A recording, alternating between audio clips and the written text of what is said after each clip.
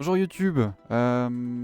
Aujourd'hui, alors il y a un petit problème, c'est-à-dire que vous remarquerez la date, ou pas, je sais pas si ça sortira le même jour. 1er avril, voilà. Pour autant, aucune blague, hein, évidemment. D'ailleurs, j'ai voulu éviter l'incident diplomatique.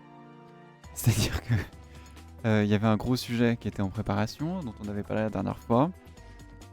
Le point de vue de la sociologie sur le racisme, qui a plein de choses intéressantes à dire. Pourquoi on dit que le racisme est systémique et qu'est-ce que ça veut dire? Bon, voilà. Je pourrais le faire, mais je vais pas le faire à 1er avril. Pour des raisons culturelles. J'ai pas envie de faire ça le jour où on est censé faire des blagues. Donc à la place, on va faire des blagues, et en même temps, pas non plus. Bon. Mais j'ai trouvé un truc drôle. Voilà, j'ai lancé en disant que je savais pas ce qu'on allait faire aujourd'hui. D'ailleurs, YouTube, je ne sais même pas si la rediff va se finir au moment où on aura terminé cette petite partie sur Édouard Philippe. Regardez, il est là, Édouard Philippe, waouh.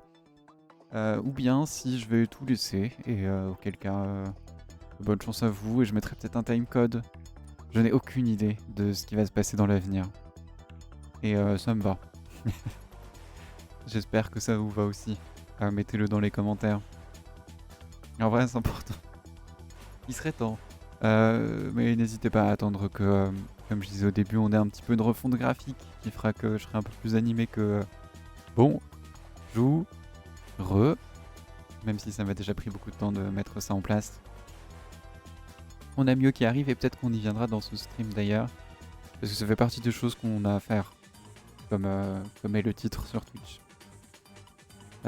Donc, on commence non pas sur le racisme, mais sur un autre truc d'actualité. Vraiment, alors attends, il faut qu'on parle d'un truc.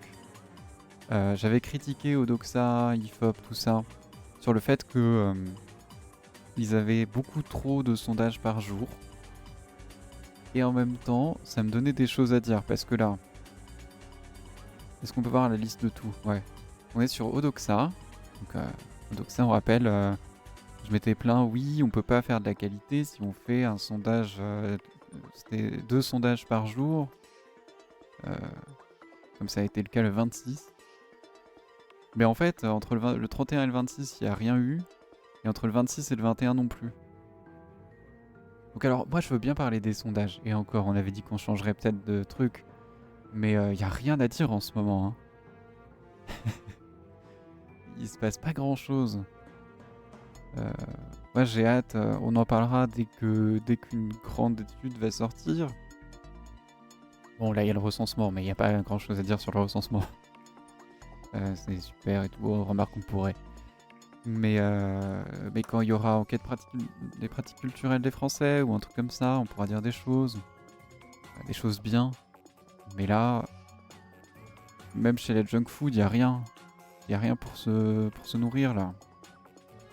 Bon, il y a quand même ça. J'ai vu ça et en plus ça a fait réagir, et les plateaux télé s'en sont saisis.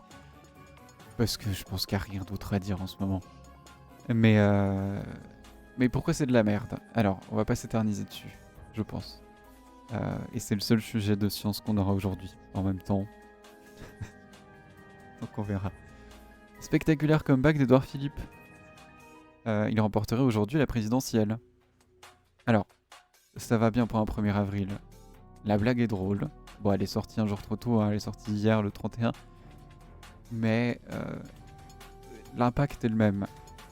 Comment un institut de sondage, qui a l'habitude de faire des sondages, qui est formé à ça, peut arriver avec ce chiffre et se dire oui, c'est un spectaculaire comeback, pas une erreur méthodologique. Bon, étonnant. D'autant que on va pas y revenir, on en parle à chaque fois. La méthodologie de Doxa et des autres du même genre qui surreprésentent l'extrême droite. Ce que j'ai regardé dans les grandes lignes quand même, c'est toujours exactement le cas. Donc ça veut dire qu'ils ont fait un sondage, ils en ont tiré. Édouard Philippe remporterait la présidentielle. Étonnant. Même sans aller voir dans la méthodologie et dans les chiffres, comment ils les ont construits et tout ça, pourquoi ça marche pas. Juste dans le résultat, il y a quelque chose de... qui nous met en alerte. Si on arrive à ce chiffre, il faut que la méthodologie se tienne derrière, c'est pas le cas.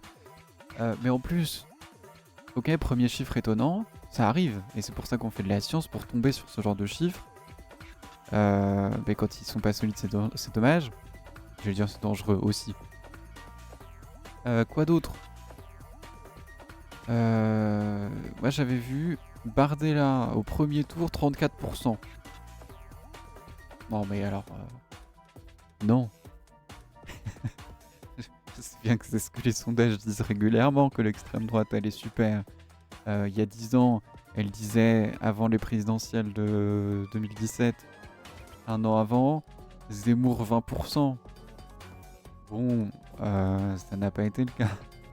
Mais ils disent ça chaque année. Et on a vu pourquoi. On a vu pourquoi ils surreprésentaient l'extrême droite. Parce que il y a des modalités qui font que leur méthodologie, même si c'est les quotas, elles surreprésentent la précarité. Et elles surreprésentent les patrons qui ont les horaires les plus flexibles. Donc c'est des catégories de population qui peut-être ont plus de susceptibilité à voter les extrêmes. Bon. Voilà. J'en ai déjà parlé moult de fois. Ça n'est plus à prouver. Mais c'est vraiment drôle que vraiment ils se remettent pas en question. En fait, c'est la base en science. Normalement, quand on atteint, encore une fois, même si c'est l'objectif d'atteindre ce genre de chiffres pour faire réagir, pour se dire j'ai trouvé quelque chose d'intéressant, il y a une différence entre intéressant et improbable. Là, vraiment, rien ne va. Alors, bon, prenons leur truc. Ah oui, j'ai une dernière chose. J'avais vu un truc niveau sémantique qui est un peu drôle. Ah, je peux pas zoomer plus. Le rapport de force actuel. Non, c'est pas ça. Moi j'avais vu, il disait... Si, c'est là. C'est surtout au second tour que l'on enregistre un total retournement de situation. Philippe l'emporterait 52,48% aujourd'hui face à Bardella, alors que ce dernier le battait encore nettement en novembre. 53 contre 47. Il y a deux choses qui sont drôles. Déjà, nettement 53 versus 47. C'est pas très net. Mais en plus, on rappelle, et il le rappelle juste en dessous, parce que légalement ils en sont obligés, précision sur les marges d'erreur. Voilà, marge d'erreur minimum. Hein. En théorie, si ta méthodologie est irréprochable, tu as au moins une marge d'erreur pour un résultat de 50% sur un échantillon de 1000 personnes. Marge d'erreur de 3 points. En points. Hein. Donc on peut dire 40 ou 60, 3 points. Comment dire? Il le battait pas nettement. Hein. S'il est censé le battre à 52 versus 48, la marge d'erreur fait que ça se trouve non. En fait, ça se trouve il le bat juste pas. Donc c'est pas net parce que c'est que 3 points de différence. Et c'est pas net parce que ça se trouve c'est pas vrai. On a tout ça, on a quoi d'autre? Alors, entrons dans les détails. Je n'ai pas exploré tout ça. Recueil. Est-ce encore nécessaire de rappeler qu'un recueil sur 2 jours en semaine, hein, est-ce qu'on a encore calendrier.fr pour nous dire calendrier de mars 2026, 25 et 26 mars. 25 et 26 mars, mercredi, jeudi, en semaine, sur 2 jours, sur 1000 personnes. On s'en fout, en vrai. Non, mais c'est vrai. Leur méthodologie va pas comme d'habitude. Réseaux sociaux, et du coup, c'est rigolet. Ils ont des nouveaux partenaires. Mascaret. Mais c'est des trucs de consulting. Oh, bref, j'ai envie de voir leur méthodologie sur l'enquête en ligne. L'œil du sondeur. Non, vraiment, je m'en fous. Vous êtes des experts. Vous n'êtes pas des experts. Vous êtes des professionnels à la limite parce que c'est votre profession, mais c'est à chier. J'avoue qu'Emmanuel Macron est un bon président de la République. Ah, un baromètre de popularité sur un échantillon de 1000 personnes. Bravo. J'avoue que Machin est un bon président de la République. Qu'est-ce qui s'est passé le 17 avril? Les élections. Non. Pourquoi ils me disent pas ce qui s'est passé le 17 avril?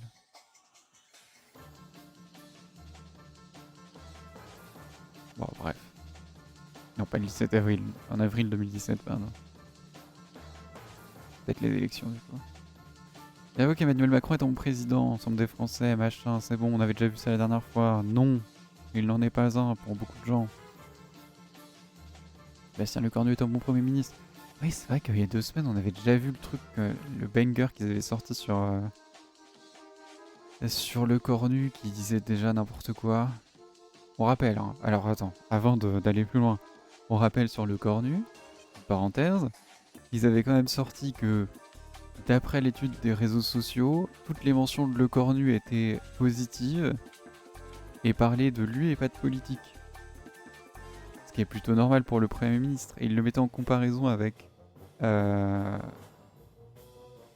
Emmanuel Macron, où là, vraiment, c'était moins sympa. Bah oui, mais en même temps, il est plus exposé, c'est le président de la République, vous êtes fous. Donc bon, on va voir s'ils ont fait mieux niveau enquête en ligne. Hein. Spoiler, je pense pas. Code d'adhésion et de rejet des personnalités politiques. Palmarès de l'adhésion. Chacune de ces personnalités politiques suivantes.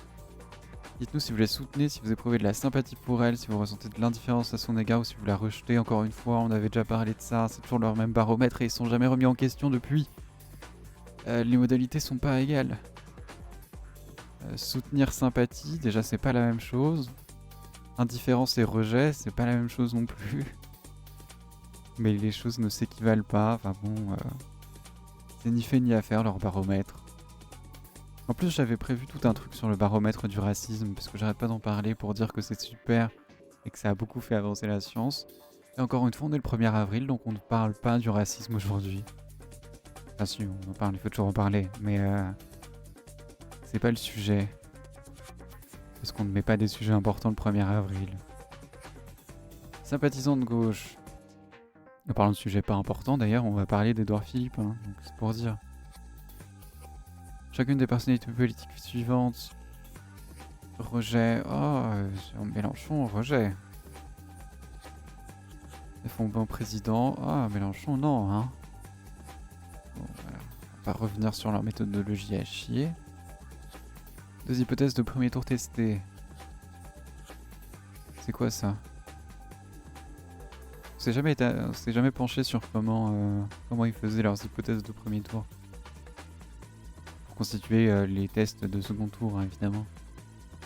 Nous avons testé notre intention de vote, les candidats perçus comme les meilleurs par les Français et par leur propre camp. À gauche, Jean-Luc Mélenchon est préféré à François Ruffin. Oui. Span est préféré par ses concurrents. Et du coup, on s'en fout. Pour le RN, Bardella est préféré à Le Pen. Pour la Reconquête, Knafo est préféré à Zemmour. Oui, super. Premier tour de l'élection présidentielle avait lieu dimanche prochain. J'ai lu ces phrases parce qu'en vrai c'est intéressant de savoir. En fait, comme on dit à chaque fois, ça représente l'extrême droite, donc ça vaut rien dans sa globalité. Mais quand ils font des focus sur l'extrême droite, bah du coup c'est particulièrement pertinent parce qu'ils en ont beaucoup. Donc là, dire que Bardella est préféré à Le Pen et que Knafo est préféré à Zemmour, c'est intéressant parce que c'est sûrement vrai. Si le premier tour de l'élection présidentielle avait lieu dimanche prochain, pour laquelle des personnalités politiques suivantes y aurait-il plus de chances que vous votiez sur la même question? Non mais vraiment, t'atteins Jordan Bardella, 35% en novembre 2025, et tu te dis oui, non, c'est normal.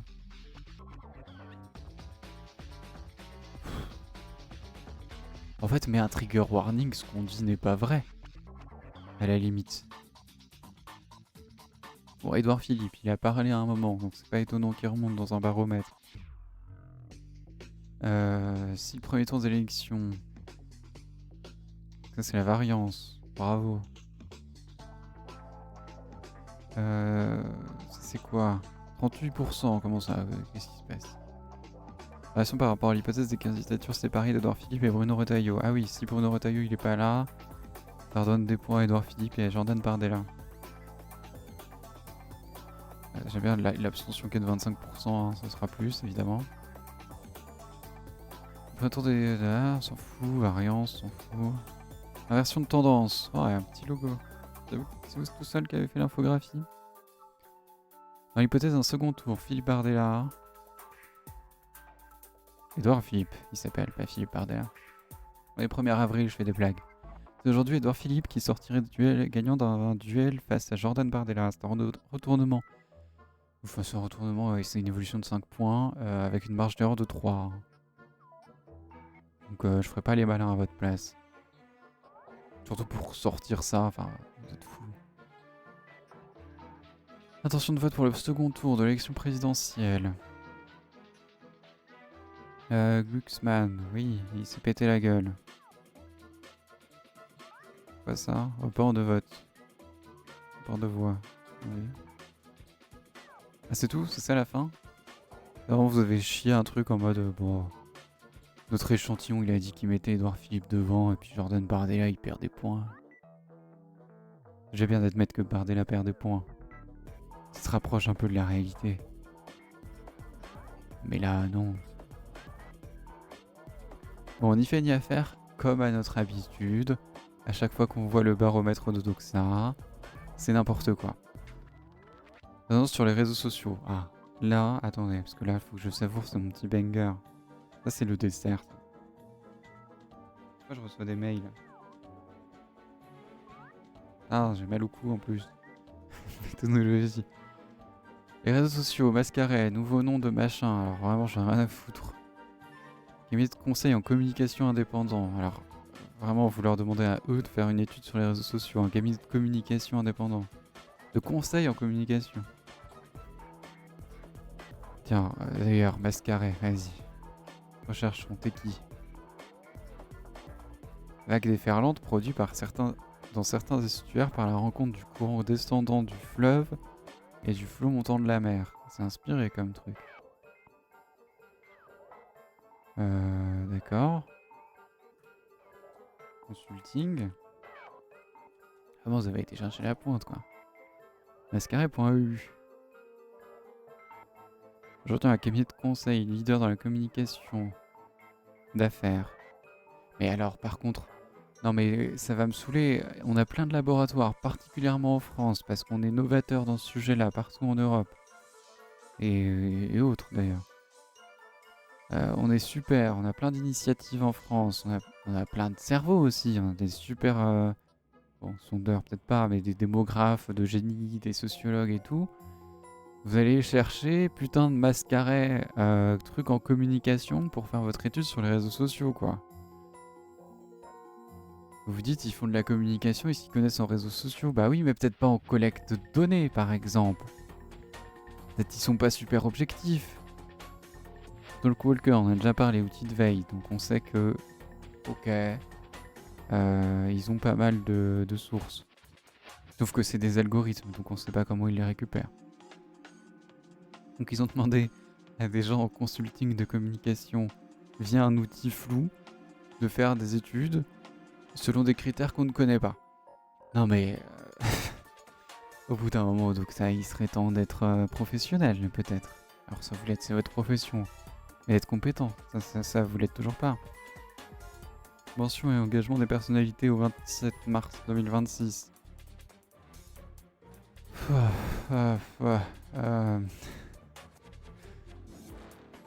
Ouais, qu'est-ce que je regarde? Mention 1000 fois dans les 30 derniers jours en France.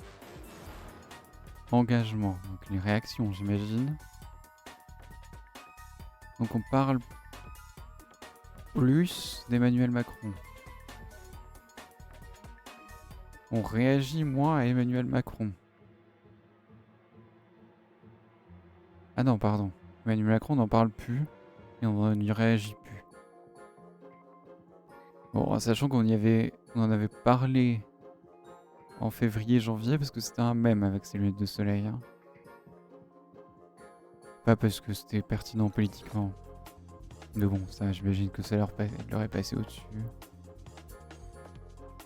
Aurore Berger, non mais alors vraiment, quand vous parlez de personnalité politique, enfin... Xavier Bertrand, qui est à moins 61% en janvier, Et en février, à 180%, peut-être dites-vous que c'est pas parce qu'il est pertinent politiquement, mais qu'il s'est passé un truc d'actualité. Et l'actualité, ça n'a pas sa place dans les sondages. Ça aussi, on en avait déjà parlé. Même si vous faites votre fonds de commerce dessus, c'est pas pour ça que c'est pertinent. Volume et sentiments, horizon, plus de visibilité, moins de sentiments.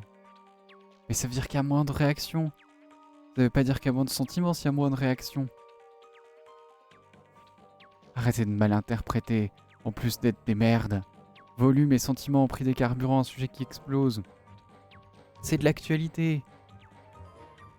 C'est pertinent pour des gens de communication, et encore, je vois pas pourquoi la communication c'est pertinent.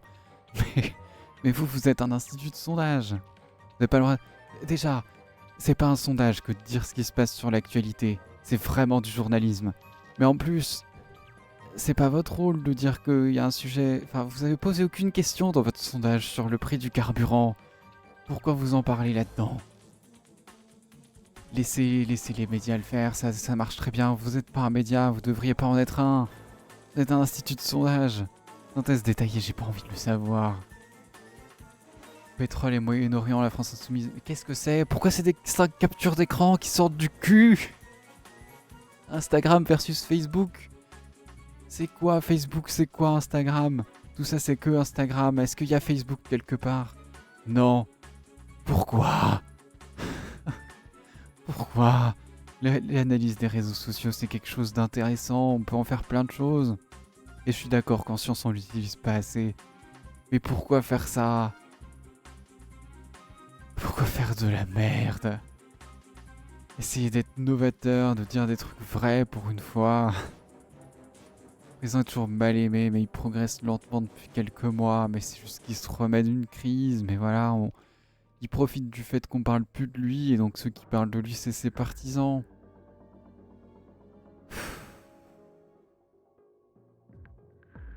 Bon.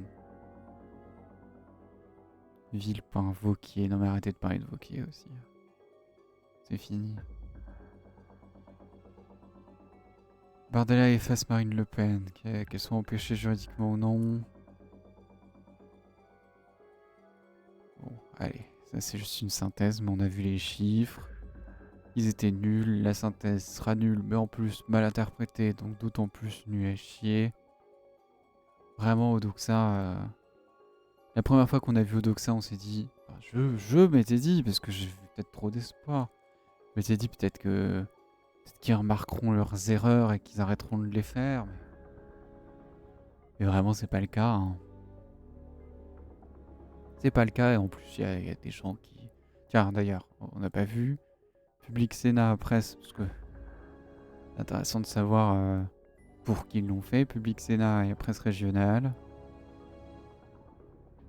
Ok. Et vraiment, pour moi, c'est un red flag d'avoir un baromètre avec des